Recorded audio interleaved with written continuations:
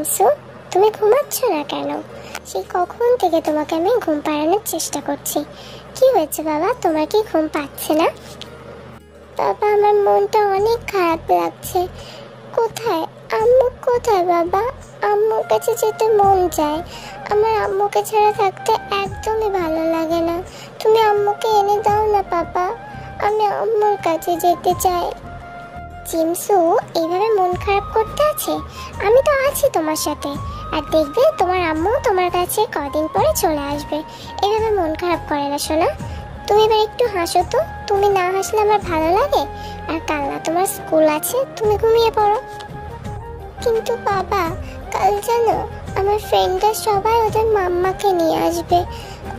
কালকে আমাদের স্কুলে অ্যানুয়াল ফাংশন আছে, ফাংশনে সবাই সবার মাম্মাকে নিয়ে অনেক কথা বলবে। আমার তো মাম্মাই নেই, আমি কাকে নিয়ে বলবো বাবা? জাঙ্কুক বুঝতে পারলো জিমসুর ব্যাপারটা। আসলে জিমসুর আম্মু নেই, মারা গেছে। সেটা গল্পের আস্তে আস্তে ঘটনা শুনলে তোমরা বুঝতে পারবে। যাই হোক, জাঙ্কুকে এই জায়গায় কিছু বলার ছিল না, কারণ সত্যিই যে তার আম্মু নেই। আর আম্মু কি, কেমন তার ভালোবাসা, সেটা জিমসু আজ পর্যন্ত বুঝতে পারেনি। সে তার বাবার কাছেই বড় হচ্ছে। জাঙ্কুক এই সমস্ত কথা ভাবছিল, জিমসুর মাথায় হাত বুলিয়ে দিচ্ছিল, জিমসুকে কাঁদতে বারণ করছিল। ঠিক তখনই সাইড টেবিলে রাখা তার ফোনটা বেজে উঠল। জাঙ্কুক তাড়াতাড়ি ফোনটা রিসিভ করলো, দেখলো তার অ্যাসিস্ট্যান্ট অর্থাৎ মোমো ফোন এসছে। হ্যালো মোমো, তুমি আমাকে এত রাত্রে কল দিয়েছো কেন? আসলে স্যার, এখন একটা পেশেন্ট এসছে। পেশেন্টের বাড়ির লোক খুব কান্না করছে। তার কাছে নাকি তেমন একটা টাকা নেই, কিন্তু তার মাকে বাঁচাতেই হবে। আমরা ওনাকে অনেক বোঝানোর চেষ্টা করছি, কিন্তু উনি যেতে রাজিই হচ্ছেন না স্যার। তাই বড় সাহেব বললেন আপনাকে কল দিয়ে কথা বলতে। আপনি কি স্যার ট্রিটমেন্ট করবেন উইদাউট মানিতে? কারণ ওনার কাছে কোনো টাকা নেই। এদিকে ওনার মায়ের অবস্থাও ভালো নেই, যে কোনো মুহূর্তে দুর্ঘটনা হতে পারে।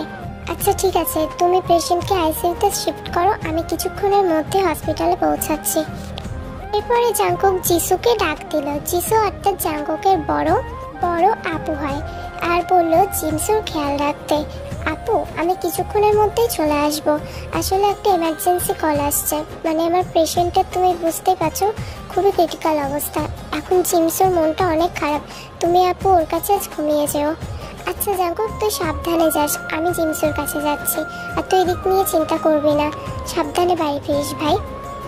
জাঙ্কুক তার গাড়িটা নিয়ে তাড়াতাড়ি বেরিয়ে পড়ে। যাওয়ার পথে সে শুধু জিমসুর কথাটাই ভাবছিল। সত্যি তার তো একজন মায়ের খুবই দরকার। একজন সন্তানের কাছে তার মা অনেক দামি হয়।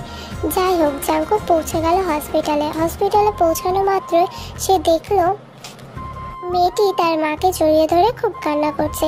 জাঙ্কুক তাকে সান্ত্বনা দেওয়ার জন্য বলল, আপনি প্লিজ আইসিইউ রুমের বাইরে যান, এখানে কাউকে অ্যালাউ করার আমাদের অনুমতি নেই। আর আপনি কথা দিচ্ছি আপনার মার কিচ্ছু হবে না। আপনি এইভাবে মন খারাপ করবেন না, আপনি নিজেকে শক্ত করুন, আপনি বাইরে গিয়ে বসুন। না, আমি আমার মাকে ছাড়া কোথাও যাব না। আমার মার কিছু যদি হয়ে যায়, আম্মুর চাকে আমি থাকতে পারবো না। আমার এই পৃথিবীতে আর কেউ নেই আম্মু ছাড়া। আমি আম্মুকে ছাড়া থাকতে পারবো না, আমি এখানে থাকবো। আমার আম্মুকে ছাড়া আমি কোথাও যাব না। আপনি বুঝছেন না, এখানে আপনি যদি থাকেন আমি ট্রিটমেন্ট করতে পারবো না। আপনি গিয়ে বাইরে বসুন, আর আপনার আম্মুর কিচ্ছু হবে না, আমি কথা দিচ্ছি। আপনি আমার উপর এইটুকু ট্রাস্ট করতেই পারেন। তেকে অনেক বোঝানোর পর তে বাইরে আসলো। তে বাইরে এসে তার মার জন্য অপেক্ষা করতে করতে কখন ঘুমিয়ে পড়েছে সে নিজেও জানে না। এইদিকে জাঙ্কুকের নাইট শিফটে অনেক কাজ পড়ে গিয়েছিল, যার কারণে আর বাড়ি ফিরে যাওয়া হয়নি। অন্যদিকে জিমসু খুব কান্না করছে, তার পাপার কাছে যাবে। জিসু জাঙ্কুককে অনেক কল দিয়েছে, কিন্তু জাঙ্কুক ব্যস্ত থাকার কারণে কল রিসিভ করতে পারেনি। তাই জিসু ভাবলো জিমসুকে নিয়ে হসপিটালে যাবে। চলো জিমসু, আমি তোমাকে আজ রেডি করে দিই, আমরা এখন পাপার কাছে যাব, তাহলে তোমার মন ভালো হয়ে যাবে, তাই না বাবু? পাপা খুব পচা, খুব দুষ্টু, আমার ফোন একটুও তোলে না পাপা। চলো আন্টি, আমাকে তাড়াতাড়ি রেডি করে দাও, আমি তাড়াতাড়ি পাপার কাছে যেতে চাই। ট্রেনে এরপর জিমসুকে নিয়ে হসপিটালে চলে আসে। আসা মাত্র সে দেখে আইসিইউ রুমের সামনে একটা ওয়েটিং চেয়ারে একটা মেয়ে বসে বসে খুব কান্না করছিল। বাচ্চাটার একটু খারাপ লাগে। জিমসু কোনো কথা না বলে জিসুর থেকে হাত ছাড়িয়ে নিয়ে সেই মেয়েটির পাশে গিয়ে বসে। তুমি এভাবে কান্না করছো কেন? এ পাশে তাকিয়ে দেখে একটা পিচ্চি তার পাশে বসে আছে হাসি মাখা মুখ নিয়ে। তের মুখেও একটু হাসি ফোটে। আসলে আমার আম্মু একটু অসুস্থ তো, তার জন্য আমি আম্মুর জন্য ওয়েট করছি এখানে, ওই জন্য কেঁদে দিয়েছি। জিমসু এবার তের চোখের পানি মুছিয়ে দিয়ে বলে, আর কান্না করবে না, তোমার আম্মু ঠিক হয়ে যাবে, তুমি চিন্তা করিও না। তোমার তো তাও আম্মু আছে, আমার তো সেটাও নয়। বেবিটা এই পাকা পাকা কথা শুনে হাসছিল, কিন্তু হঠাৎ যখন সে শুনলো তার আম্মু নেই, তার জন্য খুব খারাপ লাগলো। সে বাচ্চাটাকে কোলে নিয়ে আদর করতে শুরু করলো আর খুব হাসালো। দূরে দাঁড়িয়ে থাকা একটা মানুষের চোখ এড়ালো না এই সব কিছু। দূর থেকে নোটিস করলো জিমসু কতটা খুশি আছে তের কাছে গিয়ে। এতটা খুশি হয়তো জিসুও তাকে রাখতে পারে না, আর না জাংকুক। তাই জাংকুক অন্য একটা কথা ভাবলো, হয়তো এটাই তার জন্য ঠিক হবে। এরপর জিসু এসে জিমসুকে তার কোলে নিল। তে হাসলো। এরপর একটি নার্স এসে তেকে বলল তাদের স্যার মানে যে ডক্টর ডাকছে।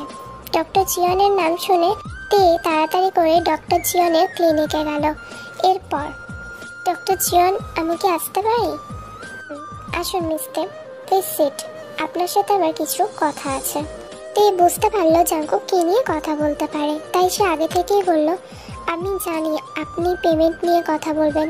আসলে আমি তো আগেই বলেছি আমার কাছে পেমেন্টের জন্য কিছু নেই, কিন্তু আমি দিয়ে দেব, আস্তে আস্তে আমি সব টাকা মিটিয়ে দেব। এখন আমার আম্মু কেমন আছে, আমি আমার আম্মুর সাথে একটু দেখা করতে চাই। না, আমি আপনাকে এই কথাটা বলার জন্য ডাকিনি, আপনার জন্য একটা অফার আছে। আশা করছি আপনি এই অফারটিকে না করতে পারবেন না। অ্যান্ড আপনার আম্মু এখন অনেক সুস্থ আছে, বেটার ফিল করছে, ভালো আছে। আপনি কিছুক্ষণ পরেই আপনার আম্মুর সাথে দেখা করতে পারবেন। তো যাই হোক, আমি যেটা বলতে চাইছিলাম, আপনার ফুল পেমেন্ট আমি করে দেব, আপনাকে এ নিয়ে টেনশন করতে হবে না। তবে আমার একটা শর্ত আছে, সেই শর্তটা পূরণ করলেই আমি আপনার ফুল পেমেন্ট করে দেব, আপনাকে আর আলাদা করে কিছু দিতে হবে না। শর্ত? কিসের শর্ত? আপনাকে জিমসুর মা হতে হবে। আসলে একটা কন্ট্রাক্ট ম্যারেজ হবে আমাদের মধ্যে, যেখানে আপনি জিমসুর মা হওয়ার অভিনয় করবেন, অর্থাৎ আমার ওয়াইফ। সো তাহলে আমি আপনার সব টাকা ক্লিয়ার করে দেব, তো আপনাকে আর কিছু আলাদা করে পেমেন্ট করতে হবে না। তো এখন আপনার বিষয়টা আপনি ভেবে দেখতে পারেন, আমি আপনাকে ভাবার জন্য একদিন টাইম দিলাম। এরপরে বাড়ি চলে আসে। বাড়ি এসে সেই কথাগুলো নিয়ে ভাবছিল। আসলে তের বাবা নেই, বাবা যে ছিল সে তার মাকে ডিভোর্স দিয়ে দিয়েছিল অন্য একটা মহিলার জন্য। তারপর থেকে তে তার আম্মুর সাথে অন্য একটা বাসায় ভাড়ায় থাকতো। হঠাৎ তার আম্মু এইসব নিয়ে চিন্তা করতে করতে তার এইরকম অবস্থায় ভাবলো, এখন তার আম্মুর কাছে টাকাও নেই, না তার কাছে আছে, কোনো জবও নেই যে সে এখান থেকে ইনকাম করে টাকাটা পরিশোধ করবে, কিন্তু টাকাটা তো দিতেই হবে। তার জন্য সে ভাবলো সে তার অফারটা অ্যাকসেপ্ট করবে, অর্থাৎ জাংকুক যে অফারটা তাকে করেছে সেটা অ্যাকসেপ্ট করবে। বাস কয়েকটা দিনেরই তো ব্যাপার, তার আম্মু নিশ্চয়ই তাকে এই কাজে সম্মতি দেবে। আসলে তে তো জানে ভালোবাসা কতটা একটা তুচ্ছ জিনিস, যার কারণে উনি মাত্র তার সাথে অর্থাৎ তের সাথে বিয়ের একটা কন্ট্রাক্ট করলো। বিয়ে এমনই একটা জিনিস, ছোটবেলা থেকে এইসব ভালোবাসা বিয়ে নিয়ে তের অনেক স্বপ্ন ছিল, কিন্তু পরিস্থিতি বাস্তবতার সাথে সাথে স্বপ্নগুলো তার মুছে গেছে। তাই নতুন করে কোনো স্বপ্ন দেখতে তার আর ভালো লাগে না। এখন তার সাথে বাস্তবে যা ঘটছে সে সেগুলো মেনে নিতে শিখে গেছে। তাই সে ভাবলো অফারটা অ্যাকসেপ্ট করবে। এই ভেবে সে জাংকুকে কল দিল তার ভিজিট নাম্বার থেকে। জাংকুক ফোন রিসিভ করলো। ইয়েস মিস্টেক, তো আপনার অ্যান্সারটা আমি জানতে পারি? আমি আসলে রাজি, কিন্তু আমার আম্মুর দেখভালের জন্য আমার কাউকে প্রয়োজন, এই শর্তটা আপনাকে রাখতে হবে। আপনি যদি হ্যাঁ, আপনি চিন্তা করবেন না, আমার যে আপু আছে জিসু আপু আপনার মায়ের খেয়াল রাখবে। আপনি কাল রেডি হয়ে থাকবেন, আমি কাল আপনাকে পিক আপ করে নেব। এটা বলার সাথে সাথেই জাংকুক ফোন কেটে দিল তের কোনো উত্তর না শুনে। আপু, তোমাকে ওই মেয়েটার অর্থাৎ তের মায়ের খেয়াল রাখতে হবে, তুমি ওনাকে ভালো করে ট্রিট করো। কয়েকটা দিনেরই তো ব্যাপার, উনি সুস্থ হয়ে গেলে তুমি আমার বাড়ি চলে আসো। কাল আমাদের বিয়ের পরেই তুমি বেরিয়ে যেও, আর তে কালকে এখানে চলে আসবে, আমি ওকে কাল পিক আপ করে নেব। ঠিক আছে জাঙ্কুক, জিনসুর জন্য আমরা এইটুকু করতেই পারি। সকালে জাঙ্কুক থেকে তার বাড়ি থেকে পিক আপ করে নেয়। তে আসা মাত্রই বেবিটা অনেক খুশি হয়ে যায় আর তেকে গিয়ে জড়িয়ে ধরে। জাঙ্কুক তার উদ্দেশ্যে বলে, তুমি এতদিন তোমার মাকে খুঁজছিলে না, উনি তোমার মা। সত্যি? এটা বলে বাচ্চাটা তেকে জড়িয়ে ধরে আর তেকে অনেক কিস করে। তার চোখে পানি চলে আসে। তে তার চোখের পানি মুছিয়ে দিয়ে বলে, এখন মাম্মা চলে আসছে, আর কান্না করবে না, ঠিক আছে? কিন্তু বাচ্চাটা একটু অবাক দৃষ্টিতে জাঙ্কুকের দিকে তাকিয়ে বলল, যদি ও আমার মাম্মা হয় তাহলে তুমি আমাকে কাল কেন বললে না? কাল যখন আমার ওর সাথে দেখা হয়েছিল তুমি বললে না কেন? আসলে আমি তো পেশেন্টটাকে ব্যস্ত ছিলাম, তাই তোমাকে বলা হয়নি জিনসু। যাও তুমি গিয়ে জিসু আন্টির সাথে দেখা করে আসো, উনি তো কাল চলে যাবে তাই না? তুমি ওনাকে অনেক মিস করবে, তো যাও আজকে জিসু আন্টির সাথে মন ভরে খেলে নাও। এরপর তেকে জিনসু আরেকটা কিস করে তারপর তে কোল থেকে নেমে দৌড়ে জিসুর রুমে গেল। অন্যদিকে জাঙ্কুক থেকে বলল, আপনার রুমটা আমার রুমের পাশে, উপরে বা সাইডে সেকেন্ড রুমটা, আর আপনার রুমে সব কিছু কালকের জন্য রেডি করা আছে। আপনাকে তো আমি বলেইছি আমাদের বিয়ের ব্যাপারটা, আপনি কাল ওই ড্রেসগুলো পরে রেডি থাকবেন। ঠিক 1টার দিকে আমাদের বিয়েটা সম্পূর্ণ হবে, আমার কিছু রিলেটিভস এখানে আসবে। আসলে বিয়েটা আমার জন্য অতটা ইম্পর্টেন্ট না, কিন্তু আমি আমার ছেলেকে কষ্ট দিতে চাই না। ইনফ্যাক্ট আমার ফ্যামিলি মেম্বারও যাতে খারাপ না হবে, তাই আপনাকে বিয়েটা জাস্ট আমি দেখানোর জন্য করব। আপনি যান, ফ্রেশ হয়ে নিন, অনেকটা জার্নি করেছেন। এরপর জাঙ্কুক তার রুমে চলে গেল। তে সেখানে হতভম্ব হয়ে দাঁড়িয়ে থাকলো। একটা মানুষ এতটা কোল্ড কিভাবে হতে পারে? সে ঠিকভাবে মানুষের সাথে যেন ব্যবহারও করতে জানে না, কিন্তু ওনাকে বলে কী বা হবে? এখন তো যেটা প্রয়োজন আর যে কাজের জন্য সে এখানে এসছে সেটাই সম্পূর্ণ করবে, তারপরে সে নিজের বাড়িতে ফিরে যাবে। তে তারপর নিজের রুমে গেল, গিয়ে ভালো হয়ে ফ্রেশ হয়ে নিল। পরের দিন সকালবেলা কিছু স্টাফ এসে তেকে ব্রাইডাল লুক ক্রিয়েট করতে হেল্প করলো। কিছুক্ষণের মধ্যে সব রিলেটিভরা আসা শুরু করলো। তে আর জাঙ্কুকের বিয়েটা হয়ে গেল।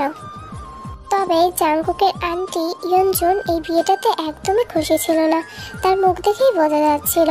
জাঙ্কুক থেকে একটা রুমে ডাকলো। সে সেখানে যাওয়ার পর জাঙ্কুক দরজা লাগিয়ে দিল আর কিছু পেপারস বের করে তের সামনে ফেললো। ফেলার পর বলল, দিন সাইন করে দিন। সাইন? এগুলো কিসের পেপার?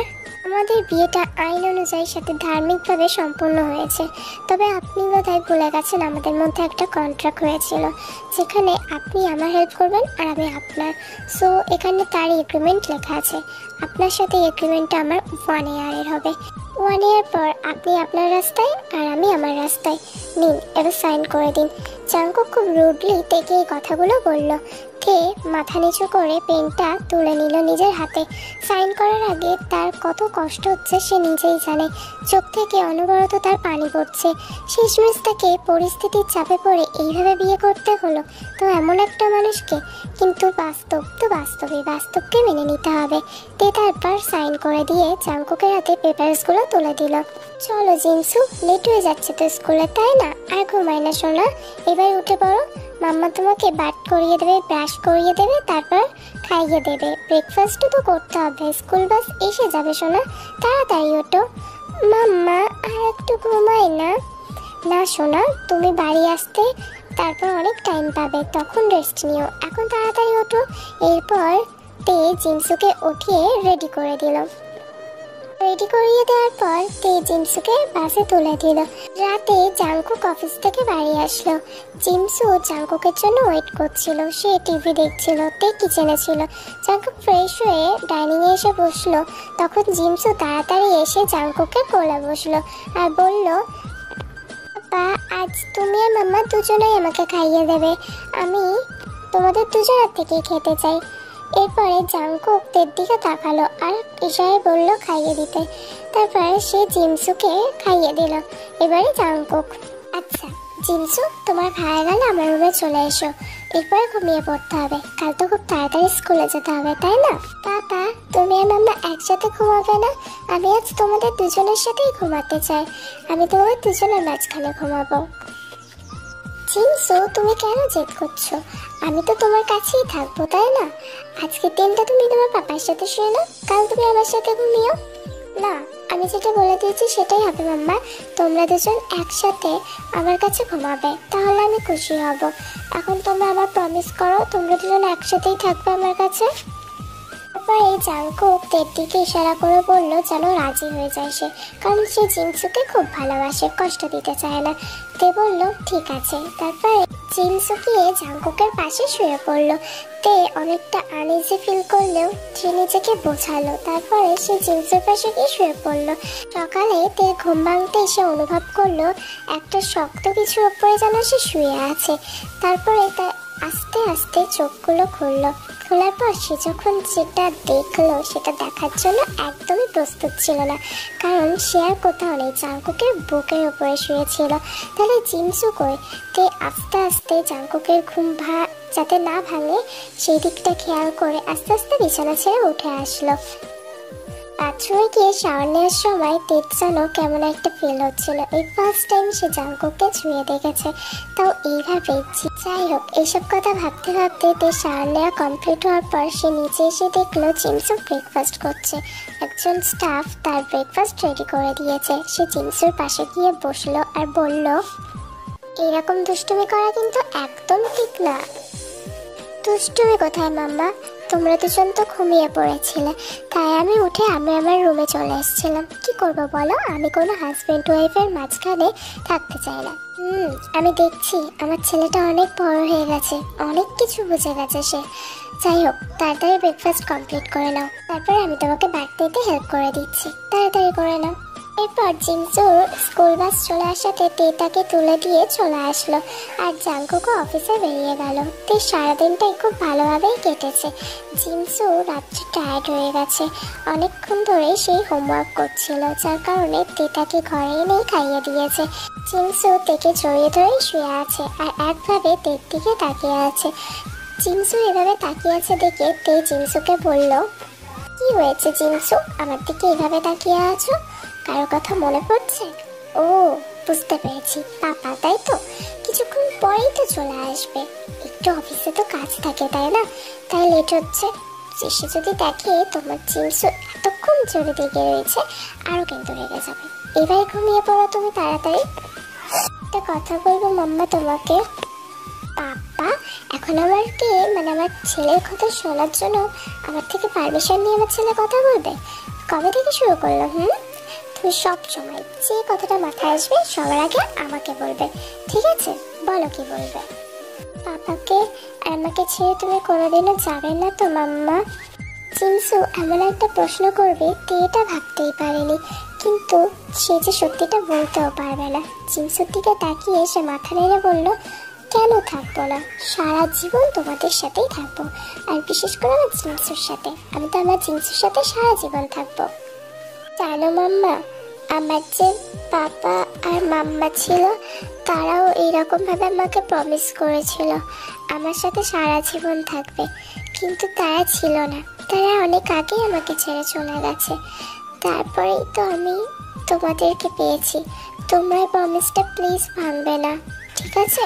আমি এখন ঘুমিয়ে পড়ছি, আমি সবসময় তোমার সব কথা শুনবো, কিন্তু তুমি প্লিজ, তুমি আর পাপা আমাকে ছেড়ে যেও না, আমি আর পারবো না মাম্মা। জিনসুর কথাগুলো শুনে তের কাছে খুব অবাক লাগলো। আগের পাপা মাম্মা মানে তে কিছুই বুঝতে পারলো না, কিন্তু এই বিষয় নিয়ে জিনসুকে কিছু বলা যাবে না। দেখেই বোঝা যাচ্ছে জিনসু কতটা ইমোশনাল হয়ে গেছে কথাগুলো বলার সময়। তাই সে জিনসুকে বলল, কাল তো সানডে, কাল তাহলে তারা ঘুরতে যাবে, এখন যেন সে তাড়াতাড়ি ঘুমিয়ে পড়ে। আজ সানডে হওয়ার কারণে সবাই ঠিক করলো জিনসু তে আর জেকে ঘুরতে যাবে। যেহেতু জিনসুর মনটা ভালো ছিল না আগের দিন রাত্রে, জিনসু পার্কে গিয়ে খুব আনন্দ করছে। তেও তার সাথে ঘুরছে। অনেক ফটো তুলেছে সে জিমসুর সাথে। এরপর জিমসু তার একটা পুরনো ফ্রেন্ডকে পেয়ে তার সাথে খেলছিল। তখন জাংকুক আর তে দূরে দাঁড়িয়ে সেটা দেখছিল। তের মাথায় কালকের ঘটনাগুলো ভাসতে থাকলো, জিমসুর বলা কথাগুলো। সে তাই খুব কৌতূহল সহিত জাংকুককে জিজ্ঞাসা করলো, জিমসু কি আপনার নিজের ছেলে? কি হঠাৎ আপনি আমাকে এই কোশ্চেনগুলো কেন করছেন? আসলে কাল যখন আমি জিমসুকে ঘুম পাড়াচ্ছিলাম, আপনি তো বাড়ি ছিলেন না। রাতেও একটু ইমোশনাল হয়ে গেছিল, আর ও বারবার বলছিল ওর নিজের পাপা মাম্মা নাকি ওকে ছেড়ে চলে গেছে। আমি পরে এসেছি যাতে আমরা না ছেড়ে যাই, এই কথাগুলো বলছিল আর খুব কান্না করছিল। আমি তখন ওকে আর এই বিষয় নিয়ে কিছু জিজ্ঞাসা করিনি, ভাবলাম আপনাকে আর জিজ্ঞাসা করব, তাই বললাম। জিমসু ঠিকই বলেছে, আমি ওর নিচের বাবা না। ও জানে সবটুকু। যখন ও বড় হয়েছিল, বুঝতে শিখেছে, যিশু আপু ওকে সবই বলে দিয়েছিল। আমি যদিও জানাতে চাইনি ওকে এই বিষয়গুলো কোনোদিনও, বাট ওর জানাটাও দরকার ছিল। আসলে ও আমার ছেলে না, ওর আব্বু আম্মু একটা কার অ্যাক্সিডেন্টে মারা গেছিল ওর বার্থডের দিন। সেদিন ওরা তিনজন ঘুরতে বেরিয়েছিল। আনফর্চুনেটলি ব্রেক ফেল হওয়ার কারণে ওর আব্বু আম্মুকে হারায়। যদিও জিমসুরও বাজের চান্স খুবই কম ছিল, বাট ভাগ্যক্রমে আল্লাহকে বাঁচিয়ে নিয়েছে। তাহলে তাহলে জিমসুর আসল বাবা মাকে? আমার বড় আপুর ছেলে হলো জিমসু। ও সরি, আপনাকে আবার পুরনো কথা মনে করিয়ে দেওয়ার জন্য। আসলে কাল যখন জিমসু আমাকে এই কথাগুলো বলেছিল, আমার খুব জানতে ইচ্ছা হয়েছিল, এই কারণেই আপনাকে জিজ্ঞাসা করেছি। প্লিজ আপনি কিছু মনে করবেন না। It's okay. তুমি যখন আমাদের সাথে থাকছো, তুমি যখন ওর খেয়াল রাখছো, তোমার এই জিনিসগুলোও জানা দরকার। আপনাকে তো এটা জিজ্ঞাসাই করা হয়নি, কাল আপনি অনেক রাতে বাড়ি এসেছিলেন। আম্মু কেমন আছে? আম্মু এখন ঠিক আছে তো? ঠিক আছে। আপনি যদি চান তো দেখা করে আসতে পারেন। আমি যিশু আপুর থেকে অবশ্য খবর নিয়েছি, যদিও আপনার একটু দেখে আসা দরকার, যেহেতু আপনার আম্মু আপনার কথা অনেকবার বলেছিল। কাল আপনি চলে যাবেন। আসলে আপনি যাবেন না?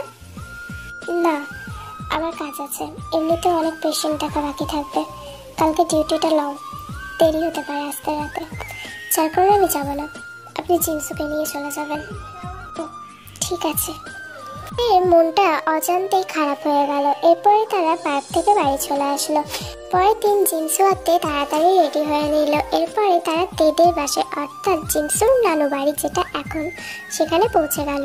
কলিং বেল প্রেস করাতে জিনে সেই দরজাটা খুললো, আর জিন তেকে দেখে জড়িয়ে ধরলো। তারপরে তারা ভিতরে আসা মাত্রই জিন তেকে জিজ্ঞাসা করলো, এটাকে? আম্মু, হলো জিমসু, জাংকুকের ছেলে। জাংকুকের ছেলে মানে? মা, আমি তোমাকে সবকিছু ভিতরে গিয়ে বলছি।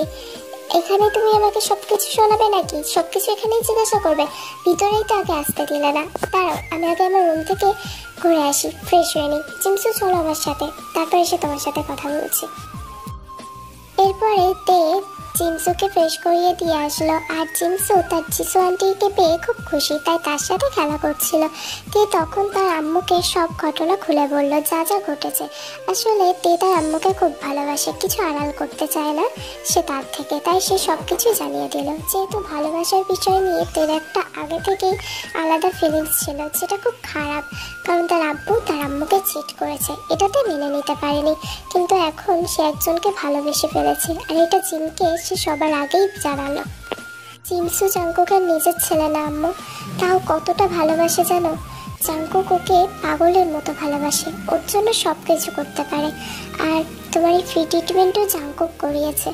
আমি জাস্ট একটা কন্ট্রাক্ট করেছিলাম, আমি জিমসুর খেয়াল রাখবো। ও একটু বড় হয়ে গেলে ও বুঝতে পারবে সব কিছু। কিন্তু এখন আমি কোথাও না কোথাও বুঝতে পারি আম্মু, আমি জাংকুককে ভালোবেসে ফেলেছি, সাথে ওই বাচ্চা ছেলেটাকেও। আমার পরিবারটা অনেক প্রিয় হয়ে গেছে।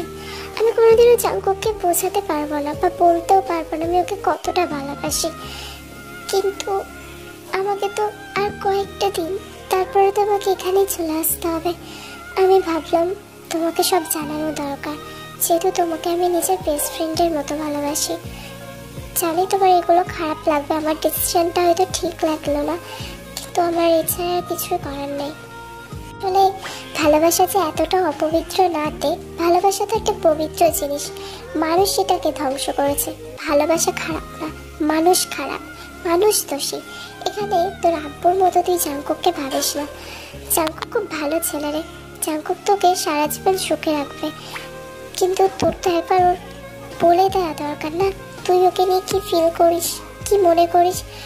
যদি ও রিসেপ্ট করে সেটা আলাদা ব্যাপার, কিন্তু যদি একসেপ্ট করে তুই একবার ওকে বলে দেখ না আম্মু, আমাদের মধ্যে একটা ভালো সম্পর্ক আছে, বন্ধুত্বের সম্পর্ক, যেটা জিমসুকে পাওয়ার পর আমরা পেয়েছি। আমি চাই না এই সম্পর্কটা খারাপ হোক।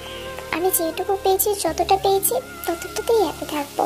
আর এই স্মৃতিগুলো আমি সারা জীবন মনে রাখবো। আমার আর কিছুর দরকার নেই।